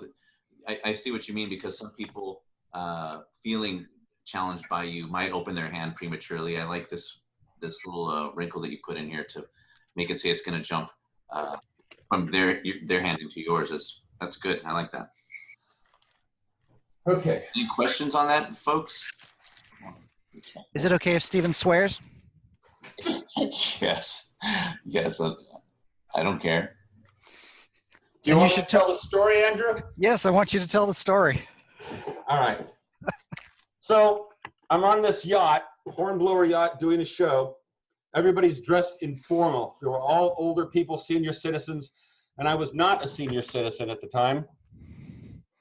Yeah, I was not the senior citizen at the time, and I did this trick for this woman who was elderly. She had on a full evening gown and pearls, very elegant. So I did this and I said, no, no, no. If you say go and look at my hand, it makes mine vanish and go in your hand. She looked up and she said, no fucking way. The whole crowd erupted. Don't overlook the psychology of this, okay, guys? Indeed. Thanks, Steven. All right. Now I'm going to show you a trick called Chase the Aces. I'm going to do a brief setup here. Notice I'm not trying to fool you guys. I'm trying to give you material. I hope you understand. Yes, absolutely. All right. There's a lot of magic packed into here in about 60 seconds. Let's see. If I wanted to find all 4 aces in the deck, all I have to do is this. There, now I have all the positions of the cards memorized. In fact, if I wanted to cut to an ace, let's see, it's 3 times 4 minus 6. All I have to do is that, and believe it or not, I've got a black ace. I'm going to find the other ace just like this, but remember, I've changed the positions of all the cards, so my calculations have to be, shall we say, much more stringent. Let's see, 2 times the square root of the hypotenuse equals that, and that means, of course, I have the ace of spades. I do, however, like to combine efforts, so those are actually the red aces. Jeff, here, reach forward and touch a card for me, please. Okay, take it out. What was it? Oh, it's the black ace, the ace of clubs. I'll tell you what, here's how it works. I take any card like the 9, hold your hand out. When it actually touches your hand, it changes into the ace. That's how it works. Boom. That's really good. Good. So I did this routine for a long time, but Andrew, are you there? I am. Tell them why you like it, because you explain it better than me. Well, in a really short amount of time, it has 2 locations, transformation, a coincidence, and another transformation. I mean, that is a lot of magic in a very short amount of time. All right, it's very easy to do. What you need is basically, if you want to start cold from a shuffle deck, you're going to need a multiple shift. I'll bring up probably one of the best things I ever learned from Harry Lorraine now. Harry Lorraine said, why do magicians take the 4 aces out of the deck and then lose them only to find them again? So thinking about that, I came up with a way that can get around that. I will tell people, look, in about 45 seconds, you're going to swear there's extra aces in the deck. So I want you to go through the deck for me as I remove them so that you can verify for the rest of the audience that there's only 4 aces in the deck. So then I go through and I drop the aces are on top now. I go through and I drop the aces on the table. That person verifies there's only 4 aces in the deck, and then I'm set up to reinsert the aces and do a multiple shift. In this case, I want the ace of spades to be the bottom ace, the ace of clubs to be the next one, the ace of diamonds to go here, and the ace of hearts to go here. From here, you can do any multiple shift you want that keeps those aces in the same order. I use something called the Cardini 4 ace shift you've seen me lecture before, then you're probably familiar with it. It looks like an overhand shuffle, like that. So you've got the 4 aces on top now. Here we go. In that order. Now what you need is some sort of fancy in the hands cut that maintains the top of the deck. I use something called the triple spinning center cut I learned from Jerry Griffin. It looks like this. I'm going to lift up on a third of the deck, kick it over and take it in the fork of the left thumb. I'm going to lift up again, and this time as I come across and put that in the fork of the left thumb, I'm going to steal between my ring finger and my thumb the first half. Put my thumb here, twist it around, slap that on top, and that is a full deck false cut. I'm going to do it again. Swing cut, start a swing cut, but as you do, let these fall down, and I'm going to steal it with my ring finger and thumb. Steal that packet out, spin it around, put those on top. I'll do it with the ace of hearts face up so you can keep it. What's the name of that name of that cut? Oh gosh, Johnny, it's I call it the spinning false center cut or something. Andrew, what do I call it? Oh, I think it was the false triple spinning center cut. It's in some lecture notes of yours from the 90s that I don't think are in print right now. Right. I learned it. Jerry Griffin invented it. I learned it from a guy named Jerry Griffin. It's on some of Jerry Griffin's videos, but I don't remember the name he used for it. You know what? I'll try and find it. All right. I'll do it again. Swing cut. Let it fall. As I come across, I'm going to take the center packet here, or actually the bottom packet. It's center now. I'm going to steal the bottom packet out with my ring finger and thumb. Come back around, twist it like that, and put that back on top. So that's the cut that we're going to use. So anyway, after the multiple shift, you're in this situation. You have 2 red aces, and the ace of spades is on bottom. So I'm going to do the cut, and I'm going to talk about math. I know the positions of all the aces. So if I cut 3 times 2, 4, just like that. And now when I'm in this position, I'm going to do a triple lift, and I'll usually come right up the back. Oh, okay. Okay, so there's one of the aces. Now the calculations get a bit more complicated. 2 times the square root of the hypotenuse. Let's see. That means, and then I do another triple lift. That's the ace of spades. This is why the ace of spades is on bottom, because it's going to be the last ace they see go down before the change. So if you ask, if you want to ask them what the color of the aces is, they'll remember the ace of spades. Either way, it's in their head that those are 2 black aces. So then you say, yep, I like to combine efforts. Those are actually the red aces. I do a cut. Now I have to classic force 1 of 2 cards. I'll tell you what to do if you miss the force in a minute. Jeff, reach forward, touch a card. All right, now he touched the ace. So go ahead. What ace card did you get? He got the ace of clubs. You know, he didn't really touch the ace of clubs. I just took any card, like the 5 of diamonds. And when it does touch his hand, it changes into the ace of spades.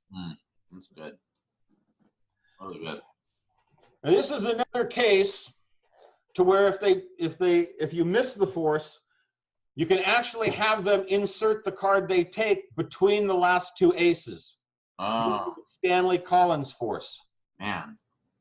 See? So if he took the wrong, so if I've got this, here, I want you to take the wrong card down. Got it.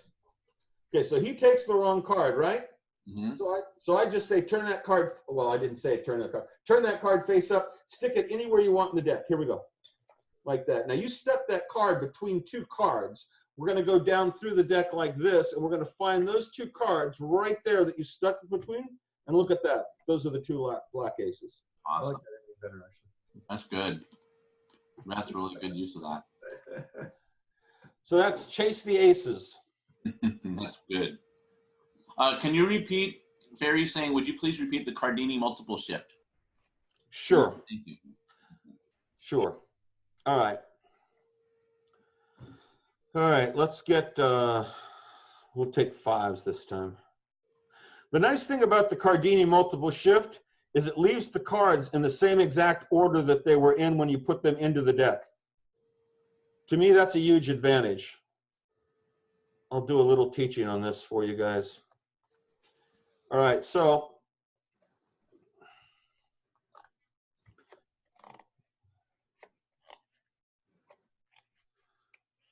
this is the only multiple shift I use, by the way.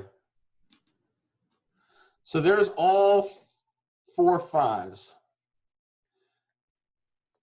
What happens is, as I push the cards in, I'm going to go up a little bit, and then I'm going to kick them up with my left pinky so that they're back jogged. Then my right hand's going to approach, and it's going to do this.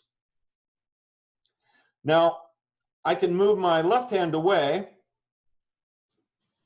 You'll see that there's a little, I've got to do this carefully. There's the corner of the deck is here, and basically my thumb is trapping those cards.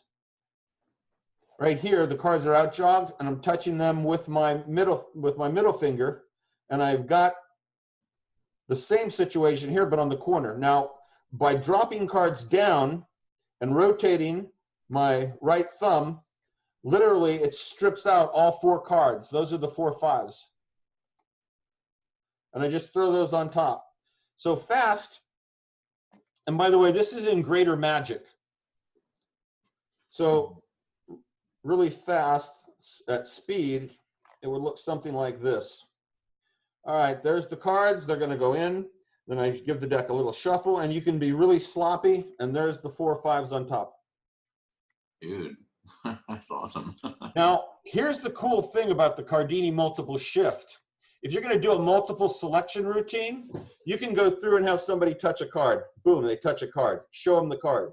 Go through and have somebody else touch a card. Boom, show them the card. You can do this, I don't know, 6, 8, 10 times. And as they're looking at their cards, now you've got them all out jogged, right?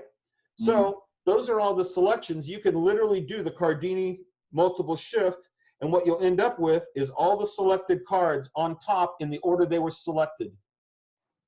That's awesome. So literally, this would be the first person's cards. This would be the second, all the way down. I do it slightly differently than in Greater Magic. I do it with the deck on edge. All right, I'm going to have to ask Andrew again. Andrew, is that on the DVD? Yes, the multiple shift is on the Card Slide Tutorials DVD. It's also in the Amateur Magician's Handbook. And the false cut is on volume 7 of Jerry Griffin's Complete Card Magic DVDs, and it is called The Blind Swivel Cut. All right, it's my personal opinion that you'd be better off getting the DVDs, because I know that when I teach these things, I go into excruciating detail. So I would suggest if you want to learn that you go to that DVD. And once again, I don't make money from it. I'm just telling you what I think the better source is. Thanks, Stephen.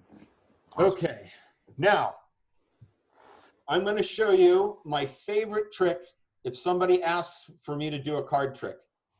How can I do this? Somebody asked me to do a card trick. I'm going to do this one. It's called, I think it's called, Andrew, what's it called in the notes? Well, I haven't actually seen you do it yet. I'm guessing you mean the image fades? No, I'm going to do a safe cracker. Oh, shoot. I don't know. I'll look it up. All right. So I call this now the safe cracker. The problem is with these things is I invent something and I name it so I can put it in lecture notes, and then like a year or two later, I think of a better name. So I start referring to it by that name, and I confuse everybody. All right. So I'll have somebody pick a card. Look, Jeff, I'm going to run my finger down the deck like this. What I want you to do is say stop anywhere you want. Stop. All right. Take a look at the card. Got it. You got it? Mhm. Okay. Now look. Okay. He gave me a funny look. I'm looking. Here, give the deck a shuffle for me. Now, if I was using marked cards, I would have to literally see the back of the card, right? That's why I had you pick a card like that. So I couldn't see the back and I couldn't see the front. So I have no idea of what your card is. Have you ever seen those old movies where the safe cracker puts his ear up to the safe and then twists the dial and here's the tumblers fall? Yep. Well, you can do that with a deck of cards too. Listen very closely. That's a black card. Wait, you gotta see this. That's a black card.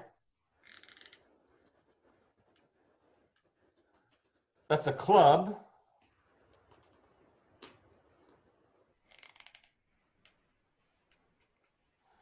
And that would be an odd number.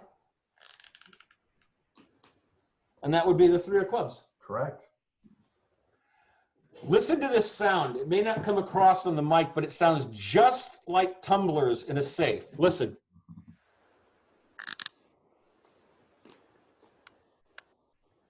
Mm-hmm. Hear that? Mm-hmm. We could hear it too when you were doing it.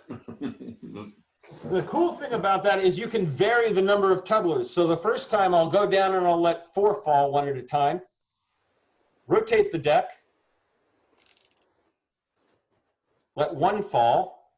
Rotate the deck again. So from each corner, you get a different piece of information about the card. Now, this is one of my favorite all-time card tricks. Very simple, very easy, but it makes a great impact, particularly when you bring up that image of a black and white movie and the safe cracker, and you bring up that images of them sitting there listening to the tumblers.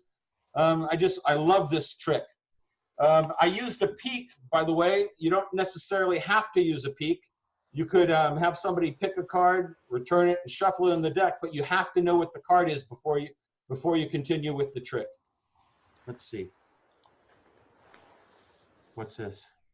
It's Samuel Lemerson asking if, before we wrap things up, if you can give 5, maybe however many books, but just like the top books. Oh man, that are just an absolute necessity for any magician.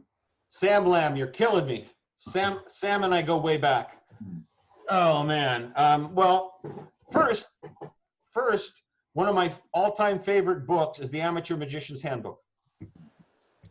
I think that is probably one of the best general introductions to sleight of hand in existence. Second, I think Greater Magic is overlooked.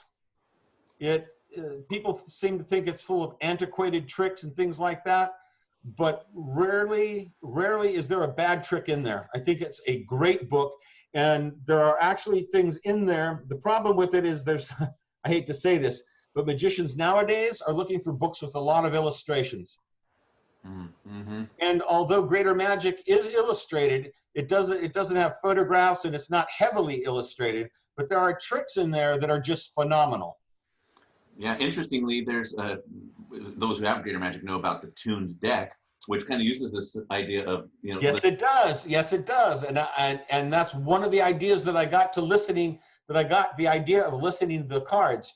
So yes, it does have Ralph Hull's The Tuned Deck. Mm-hmm. Obviously, John Northern Hillard thought that was a great routine because it garnered its own chapter in it. Wow. So that's a great book. Mm-hmm. I say this, I don't want to sound like a sycophant, but if you don't own most of Harry Lorraine's books and you're buying newer books, then that's not too good. Mm-hmm. I have to agree, and I know people think I have my nose all up. When I started doing magic professionally at Fubars, I had very few books on card magic, and Harry Lorraine's Close-Up Card Magic was one of the books I had, and I did material out of that all the time and entertained people with that all the time. So I would label that as one of those books, but it's hard to pick out a Harry Lorraine book that is not just as good. I agree with that. But I will say that Close-Up Card Magic is one of my favorite books because that's one of the books that I cut my teeth on. So let's see, that's 3. As a general book, this is cheating because I'm going to name a set. As a general book, I think that Greater Magic is undervalued.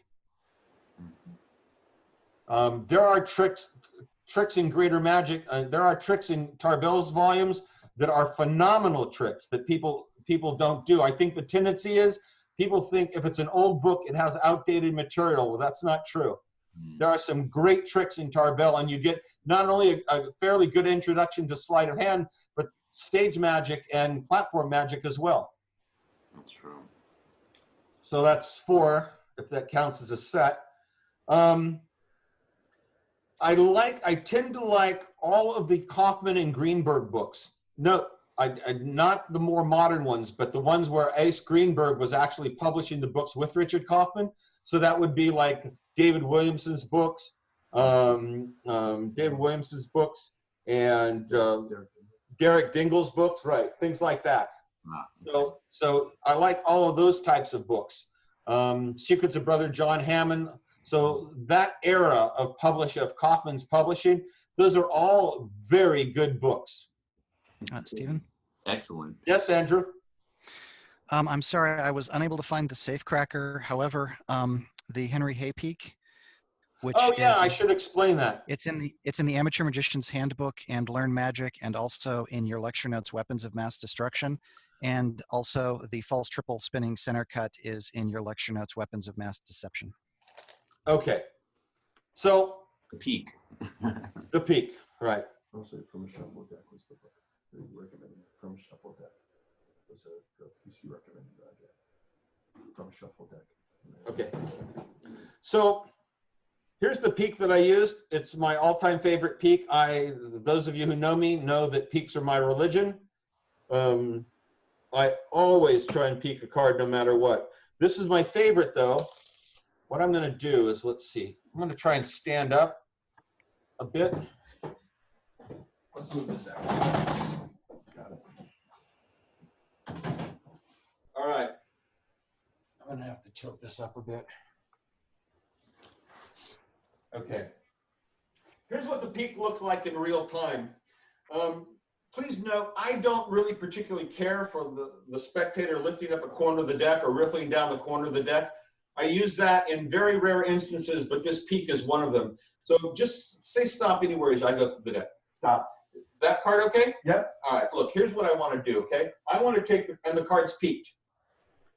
Here's what's happening. Can you come a little bit closer, like maybe a step or two? I can try. Thank you. Say stop. Stop. All right, that's the card, okay? Okay, now you know if I screw this up, you're supposed to say that's my card anyway. Of course, yeah. Okay, here, take the deck. That's the 6 of spades. Did I get it? Correct. All right, I wear glasses now, so it's kind of hard to do without glasses. Here's what's happening. He says stop, and I get a break below the card. What I'm going to do is I'm going to hand him the deck of cards to shuffle, but I'm going to do it in a very specific way. I'm going to put my thumb on this corner of the deck, and I'm going to turn the deck over like this. And by that contact, it creates a step. There's the selection, okay? As I withdraw the deck, I'm squaring the deck up as I hand it to him to shuffle. So fast, it looks like this. They say stop like that. I don't know what that card is. Hand the deck. That's not very fast. I'll try and do it real time. That's how long it takes. And what I'm doing is I'm sighting the card this way so that, let's see if I can tilt this down a little bit, so that when I turn the deck over, you can see it right there. See it? We can't, but I know. Okay, there. Now you can probably, right? Uh-huh. Okay, so I see that, and as I withdraw the deck, my right fingers and thumb square the deck up and remove the step, and I hand him the deck. Yeah, that's good. So let's take it from okay, he peeks the card. I've got a break. That's what it looks like. And the card's peaked. That's good. I like that. I can actually use that. In the Safecracker. That's good. That's a very effective peak. I use that all the time. That's excellent. You do? Yeah, but I don't remember where I learned it from. I learned that quite a few years back, but it looks really good. It's like my all-time. I've been using that since high school, so that makes it 40 years. That's about how old I am. So, and that's one of the reasons the Amateur Magician's Handbook is one of my favorite all-time books. It was one book that I had when I was in high school that I used a lot. When I lived in Martinez, California, my library had they had like some Walter Gibson's books about biographies and stuff about Houdini, but books on actual magic. They had the 5-volume set of Greater Magic, the Amateur Magician's Handbook, and the Bruce Severin books. Gosh, are you freaking kidding? In the library? Yeah, that's what I grew up with. Then I went in the Army. When I came back, I asked the librarian where they were. She said, we took them out of circulation. Nobody checked them out except you. So since then, I have never felt bad about stealing a library book. Holy crap. That's awesome. They have the Royal Road to Card Magic on the shelf at our local library, and Mark Wilson's Course in Magic. Those are two really good books. One time I went through a bookstore. It was Borders. They're out of business now, but I was going through a Borders, and I looked in the games section, which is where they always have the magic books, and they had a volume of Card College. Wow. I can't imagine how they got a volume of Card College in there, but it was there. So before I go, because I got to wrap it up now, fellas, I want to make sure everybody got their money's worth, and I'll answer any general questions about card magic. If I know the answer, I'll tell you. So this is the time to type your answer or turn your volume on and ask. And just as they're typing their questions, I just want to remind you fellas that I will, once we're done, the video kind of renders here, and then I will post it to Vimeo, where you'll be able to download this onto your computer. I'm sure you must have all gotten the PDF. If you haven't, I'm sure that Stephen will send it to you. There are some people who had a bad email address on their PayPal account. So if you did manage, I don't know how they would get the link if they have a bad email, but if you hear of somebody who says, I signed up and I didn't get the link, or I didn't get the PDF, tell them to contact me, please. They can do it through the forum. That's the easiest way to do it. Or they can email me. Okay, so did everybody get their money's worth? So far, you got Sam and Sam Lamb, Johnny New York, Tom Cracker. They're all saying thank you, and yes, you've given us well worth. I mean, for $6.99, give me a friggin' break. That's really, really good. But I really, again, want to say, let me put my little camera up here while you hold on a second. Again, I just really want to express my appreciation for you guys who bought into this lecture. Again, it helped Stephen out of a pinch. Stephen, we're all glad to see that things are. You have no idea. But I really thank you guys for supporting our lectures. I said Frank Zach is going to be doing a lecture for us in the very near future. We'll send some information on that. As I said, if you could do me just a personal favor and subscribe to our YouTube channel, and if you're on Instagram, go and follow us there. I don't see, let me make sure there's no last minute things here. Any questions? But it looks like we're good, Stephen. I don't want to keep you longer than you had committed to, but I appreciate you, Stephen. You got a good heart, and you gave us well worth our money. So thank you. And fellas, I gotta go get this black ink off my thumb. No job. And by the way, everybody thank Jeff. Jeff, sure, show me your face, Jeff. Who's Jeff? Who is that? That is my doctor, and he came and helped just so that I could teach you guys the classic force and other things. Now well, thank you, Jeff, for doing that. I guess I do have one question, and it's with regard to Andrew. How is he so familiar with your work? He has an encyclopedic knowledge of your work. So what's up with this friendship of yours? Can you talk about that for a second? Now you're on the spot, buddy.